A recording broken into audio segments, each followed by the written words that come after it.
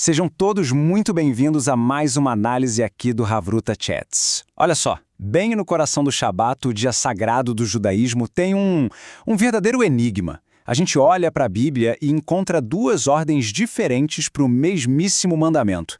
Uma hora o texto diz para lembrar, Zakor, em outro lugar diz para guardar, Shamor. Ué, como assim?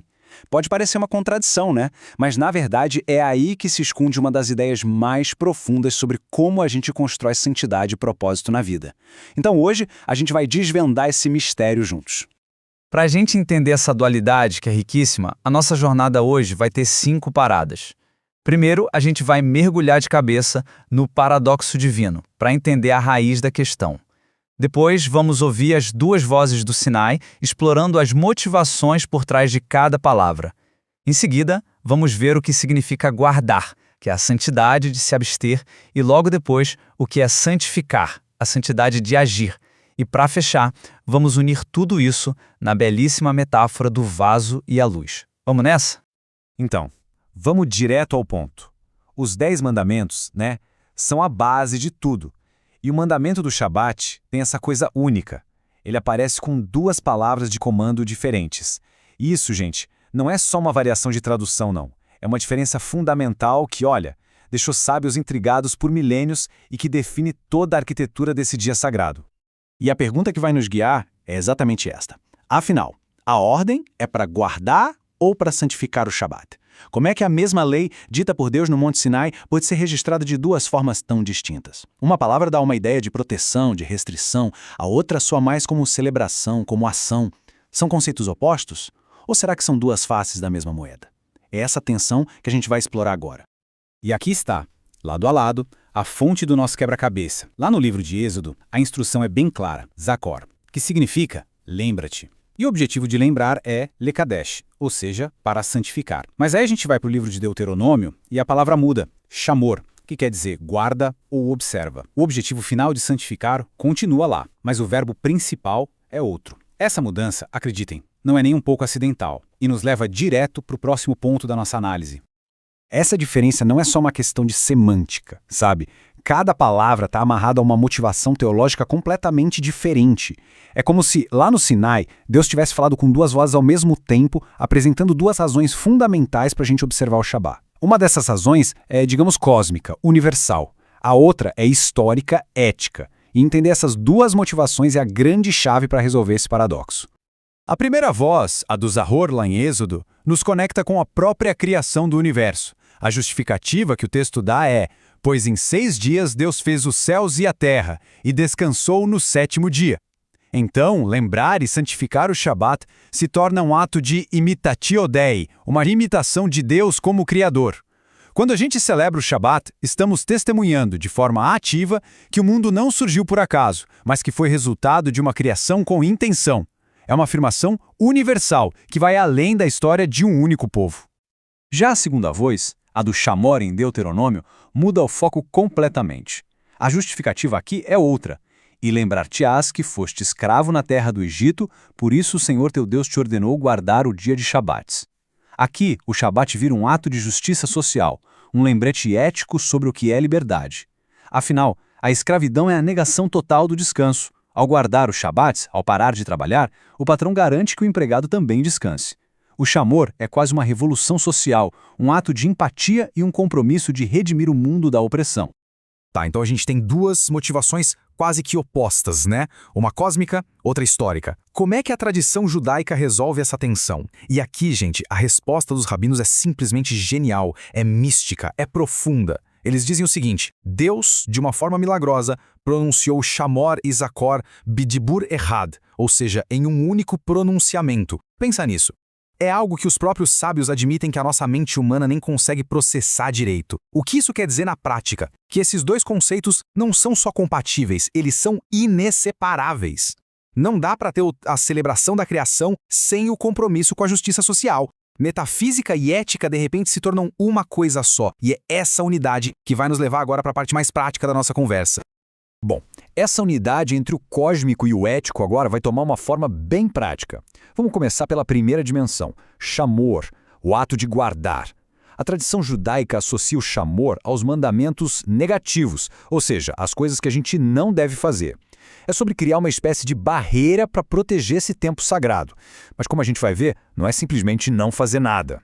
O ponto central aqui é entender o que é proibido. E a palavra para isso é melachá. A tradução mais comum, trabalho, pode enganar. Melachá não tem a ver com esforço físico. Uma pessoa pode correr uma maratona e não violar o Shabá. Mas se acender um fósforo ou escrever uma única letra, sim. Melachá é um ato de transformação criativa intencional. Os sábios definiram 39 categorias de melachá, baseadas nos atos criativos que foram necessários para construir o tabernáculo, a morada de Deus no deserto. A lógica por trás disso é muito poderosa. Se até o trabalho para construir a casa de Deus para no Shabá, quanto mais o nosso trabalho para os nossos próprios fins.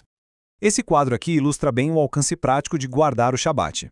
As 39 milahot são agrupadas em categorias.